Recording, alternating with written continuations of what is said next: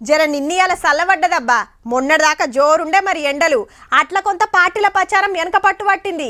ఏమున్నా పొద్దుగాల పొద్దుముకే నడిచినాయి మీటింగ్లు, అది కూడా ఫంక్షన్ హాలలోనే. ఇంకో దిక్కు ఓట్ల టైం ఉరికి రావట్టే. హాగో గందుకే ఓట్లు అడిగే కార్యం సుత రువ్వడిగా అవతున్నది. ఇవాళ ఎవరెవరు ఏం మాట్లాడినరో తెలుసుకుంటానికి అంతో మలక తిరగొద్దాం పాండ్రి.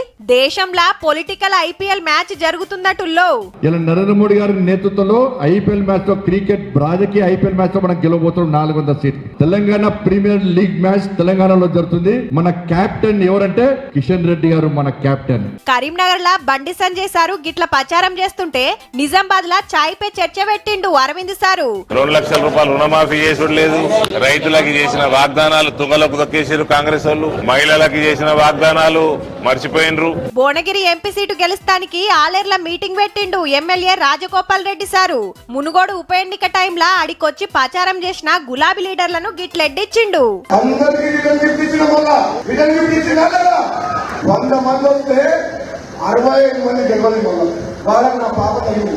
సంగారెడ్డి బీఆర్ఎస్ మీటింగ్ లా పాత మంత్రి హరీష్ రావు సారు గీ ఆవాజ్ ఇచ్చినాడు.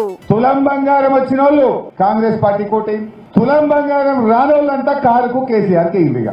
వరంగల్ లా బిడ్డను గెలిపిస్తానికి కష్టపడుతున్నాడు కడియం శ్రీహరి సారు.